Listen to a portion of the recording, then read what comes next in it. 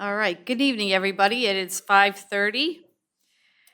The legislature is called to order. Will the clerk please call the roll? Mr. Bailey? Here. Mr. Casal? Mr. Choquette? Mr. Fiacco? Mr. Fleming? Here.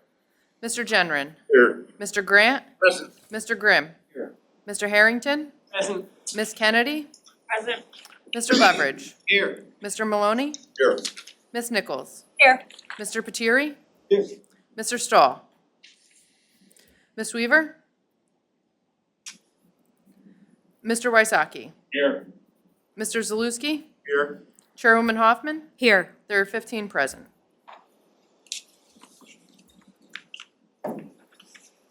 Mr. Harrington? Madam Chair, I move that the legislature resolve itself into a committee of the whole for the purpose of conducting a public hearing. Okay, hearing no objections, I hereby appoint legislator Rob Bailey, Vice Chair of Finance, to conduct the public hearing.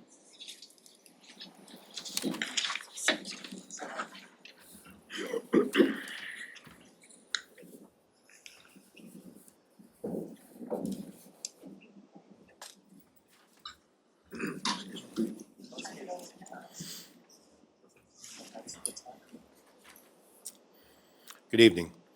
Good evening. This hearing is being conducted to consider the county executive's proposed 2025 budget.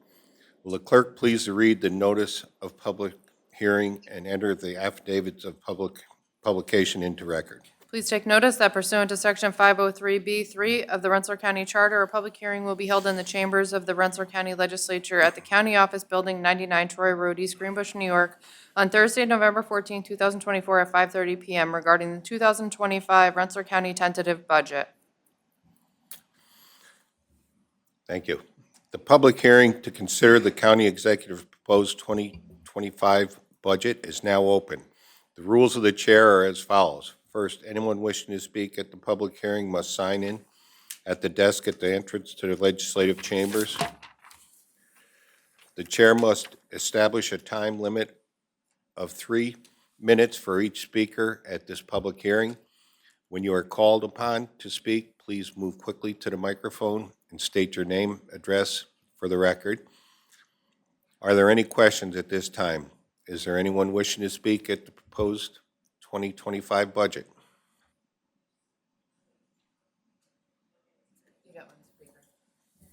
Okay, I have one speaker, Penny Hill, Cornell Cooperative Extension.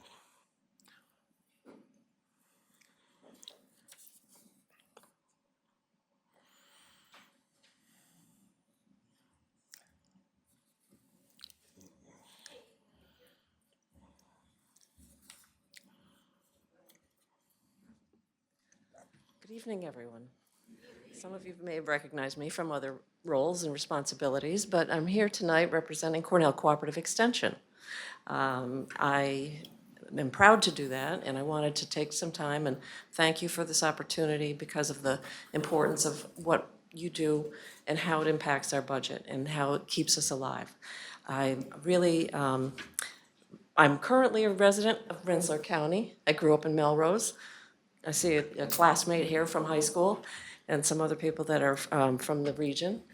But I'm here representing Cornell Cooperative Extension because I was a 4-H member, and I don't think I'd be able to stand up here and talk to you if I wasn't a 4-H member, because we learned how to do public speaking, how to do a lot of things. And in terms of leadership and confidence, that's what it's all about. We had, and it's so important for this year, our 2025 budget. It's included an increase, a $10,000 increase over the 2024 allocation. That's a roughly $4,000 increase. And the space is so much better than it was a couple of years ago. The economic forecast for inflation and cost of living increase has stabilized, and we're projected to be much lower in our budget for this year, so we'll be within budget. We can always live within the means of the county allocation. And again, thanks to all the legislatures here, to the county exec, Rich Chris, to Mr. Misaki, everybody else who's helped us be here at this point. You have the annual report in front of you.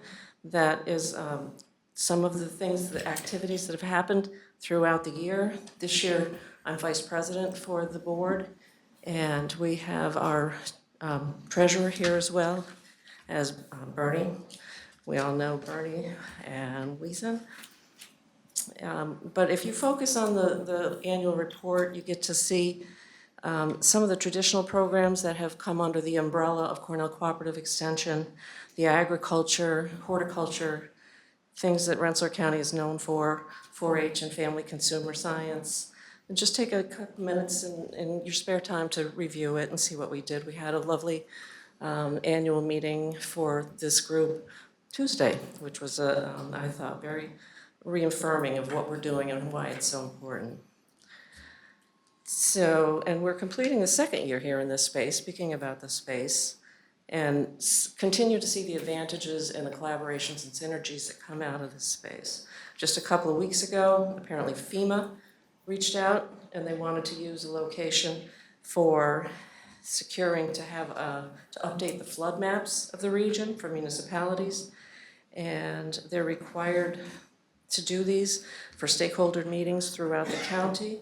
And we're really happy that they came and we were able to secure spaces here in the legislative chamber for that meeting, which was held just yesterday with a full turnout. All the seats were filled apparently. And it's also very educational for our own staff who are working here on related programs with other county officials. So to keep it all in one building and all around this nice space is very helpful. That just happened yesterday. So in an effort to keep this short and sweet, cost of living, we're to keep it up with inflation. We're currently at a 1.8% increase. It was helpful, but not quite the level that was anticipated, but we can still stay within the budget. However, we realize that the county has lots of moving parts and limited funding, and that does not lessen what we're going to do for the county this year. CCE, the Cornell Cooperative Extension's entire budget starts with a county allocation, and that's the biggest chunk of it. And we wouldn't have all the other funds without that. So again, thanks to everyone for having that input with us in the budget. And we're going to continue to look for outside grants and leverage those funds, and other contracts to help build and keep moving in the forward direction for the county, because it impacts so many youth. We've seen a lot of, Bernie and I were just talking about how many youth in the benefit from the programs. It's about a 17% increase from last year, or 1,000 more youth were impacted based on the programming here. So just in conclusion, we continue to look forward to secure that additional funding opportunity and keeping up within our budget, and continue to work as board member. And thank you all again. If there's any questions or anything I can help you with, we're here for you. And that's about it. Thank you. Okay. Thank you again.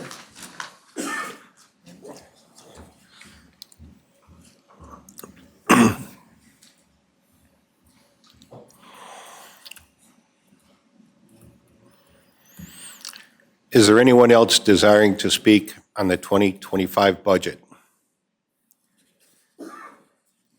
I have to ask this 3 times. Is there anyone else desiring to speak on the 2025 proposed budget? Is there anyone else desiring to speak on the 2025 proposed budget? Hearing none, and inasmuch as all persons present were given the opportunity to speak on the county executive's proposed 2025 budget, and no one else desires to speak, I declare this public hearing closed at 5:43. Thank you.